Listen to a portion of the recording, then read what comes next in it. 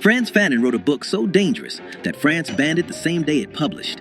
While dying of leukemia in 1961, this black psychiatrist created something that turned college students into revolutionaries, got smuggled across borders and hollowed out Bibles, and made the CIA put him on a watch list. He raced against death to finish one final message to the colonized world. Your chains are in your mind. Violence will set you free, and your oppressors are more terrified of you than you've ever been of them. 3 months later, he was dead. His book is still igniting revolutions. What made one man's ideas worth killing?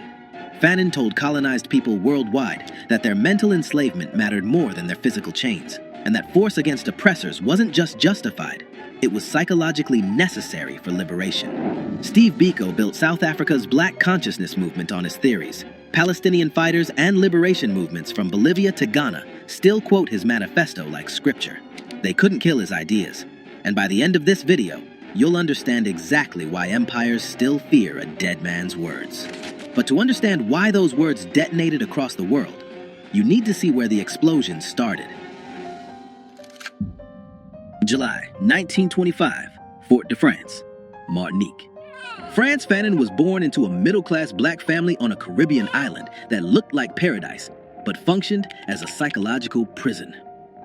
His parents scraped together money to send him to Lycée Victor Schellcher, the island's elite school.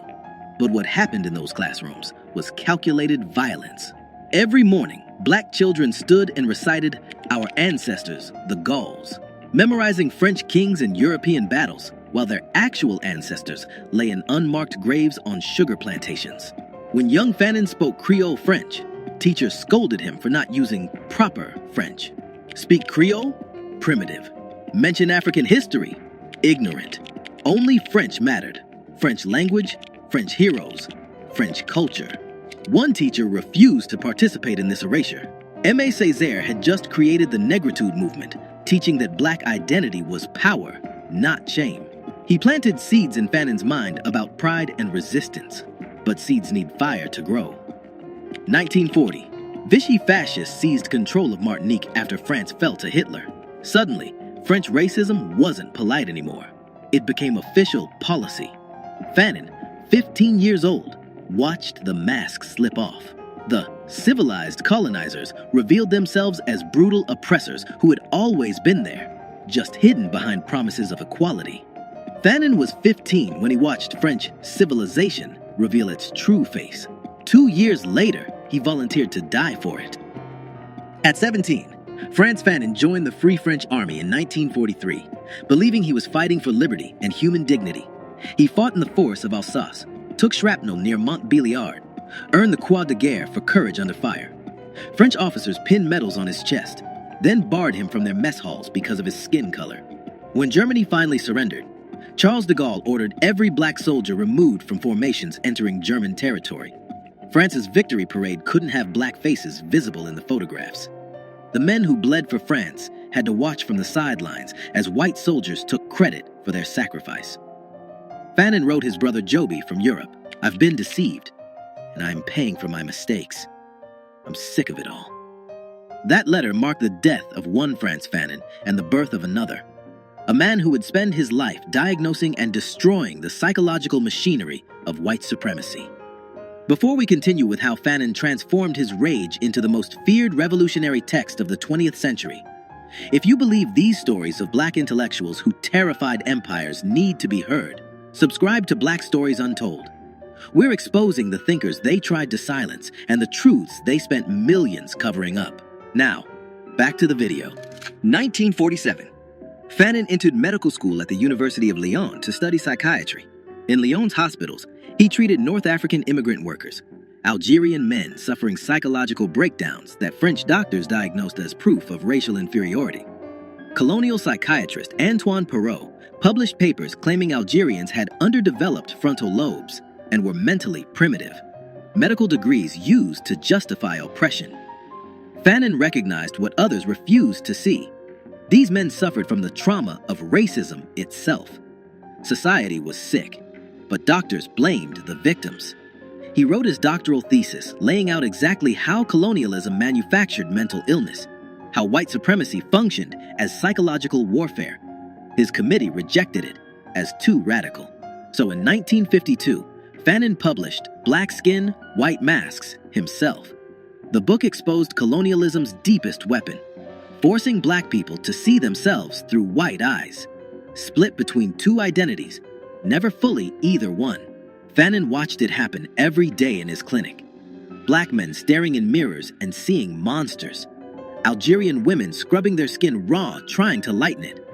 Patients who'd abandoned their birth names, their mother tongues, their entire identities, all for a chance at being treated human. But Fanon went further.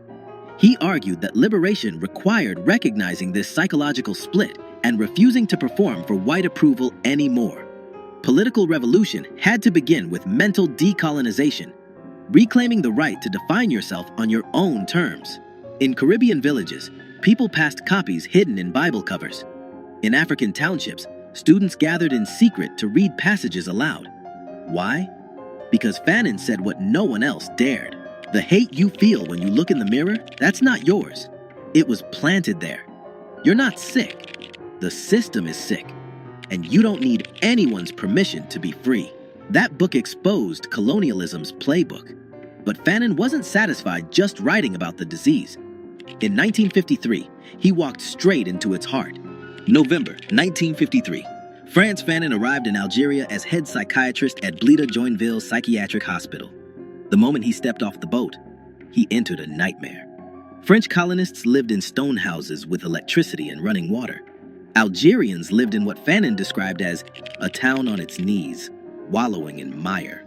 No lights, no infrastructure, systematic starvation. At Blida-Joinville, Fanon revolutionized psychiatric treatment. He created cafe meetings where Algerian patients discussed their lives in Arabic instead of French. He established workshops for basket weaving and pottery, organized Muslim and Christian religious celebrations, started a patient-run newspaper. He was reconnecting people to their culture instead of forcing them to assimilate into French normalcy. But his patient roster revealed the true horror. French soldiers who brutalized Algerians during interrogations came to him with nightmares and psychological breakdowns. Algerian victims arrived unable to speak, unable to stop screaming. One French policeman sought treatment because torture had made him violent at home. He was battering his wife and children. The man didn't want to stop brutalizing Algerians. He wanted relief from the psychological cost so he could continue with a clear conscience. Fanon stared at an impossible truth. You cannot heal individuals in a society built on violence. November 1954, the FLN, or the National Liberation Front, launched coordinated attacks across Algeria, declaring war on French colonial rule. Frantz Fanon immediately chose a side. His hospital became a secret sanctuary. He treated wounded FLN fighters, hid weapons, provided medical cover for revolutionaries. By 1956, this impossible double life was destroying him. He was a French government employee, helping France massacre the people he was secretly protecting. On November 1956, he wrote his resignation letter. There comes a time when silence becomes dishonesty. France expelled him in January 1957, giving him 48 hours to leave Algeria. Fanon went underground instead. He surfaced in Tunis, joined the FLN openly as editor of their newspaper, El Mujahid, and became the intellectual voice of Algerian liberation. France thought expelling him would end the threat. Instead, within months, Fanon had become Africa's most dangerous diplomat. As FLN ambassador to Ghana, Frantz Fanon traveled across Africa, meeting revolutionary leaders. Kwame Nkrumah in Ghana, Patrice Lumumba in Congo, Felix Mumi in Cameroon. At the 1958 All-African People's Congress in Accra, he advocated passionately for the African Legion, a continent-wide armed force that could coordinate liberation struggles from Algeria to South Africa. European powers understood the threat. One unified Africa, sharing weapons, tactics, and revolutionary consciousness, could dismantle the entire colonial project. Fanon was the architect connecting these movements. French intelligence sent assassins. Near the Algeria-Tunisia border, a landmine detonated under Fanon's car. 12 vertebrae fractured. He survived, barely. More assassination attempts followed. His body was breaking, but he kept traveling, kept writing, kept building networks of resistance. Then in December 1960, doctors diagnosed leukemia, months to live. Fanon's response? Raced death itself by dictating the most dangerous book ever written about colonialism. March through May 1961, Frantz Fanon lay in a Tunis hospital bed, dying, while his wife Josie sat beside him with pen and paper. For 3 months, through waves of pain, he dictated The Wretched of the Earth. Josie wrote frantically, capturing every word before the disease could silence him forever. The book opened with a declaration that made governments ban it immediately. Decolonization is always a violent phenomenon. Fanon explained that colonialism was born through force and maintained through force. Therefore, only force could destroy it. The colonizer spoke only one language: force. His most controversial argument came next. Violence had therapeutic value for the colonized. Fighting back didn't just win political freedom, it restored psychological humanity. Violence is a cleansing force that frees the native from his inferiority complex and restores his self-respect. The oppressed needed to fight not for revenge, but for rebirth. Jean-Paul Sartre wrote a preface that turned controversial into explosive. He told white European readers, to shoot down a European is to kill 2 birds with 1 stone, to destroy an oppressor and the man he oppresses at the same time. France banned the book the day it published. They smuggled it anyway, in hollowed books, in suitcases with false bottoms, passed hand to hand across Africa, Latin America, the Caribbean, and into American ghettos where the Black Panther Party would make it required reading. Frantz Fanon's leukemia accelerated. He flew to Rome for one final meeting with Sartre, then accepted a CIA offer for treatment in the United States. He traveled under the name Ibrahim Omar Fanon. What happened next remains disputed. By the time Fanon received proper treatment at a Maryland hospital, it was too late. Double pneumonia set in. Some historians argue bureaucratic delays killed him. Others suggest the CIA calculated that a dead Fanon posed less threat than a living revolutionary icon who might survive to inspire more uprisings. December 6, 1961. Frantz Fanon died at 36, 7 months before Algeria won independence. He never walked free streets in a liberated Algiers, but his words were already spreading like a virus through every colonized nation on Earth. The Black Panther Party made The Wretched of the Earth required reading for all members. Bobby Seale handed Huey Newton a copy at one of their first meetings. Frantz Fanon's analysis of police as occupying forces became the intellectual foundation of their 10-point program. When Panthers organized armed patrols monitoring police in Oakland, they were applying Fanon's theory that colonized people must meet violence with organized counter-violence. In South Africa, Steve Biko used Fanon's psychology of liberation to create the Black consciousness movement. Biko taught that before you fight apartheid in the streets, you must kill it in your mind. Pure Fanon. Palestinian resistance movements treated his analysis of settler colonialism as a strategic manual.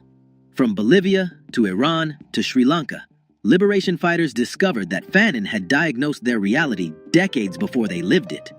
France still struggles with Fanon because he forces them to confront the torture, the massacres, the psychological warfare they disguised as civilization. American institutions fear him because his colonial analysis maps directly onto police brutality and systemic racism. When Ferguson erupted in 2014, protesters carried signs quoting a man who died in 1961. Critics argue universities sanitize Fanon, teach him as historical curiosity instead of living critique, strip away the call to arms that made him dangerous.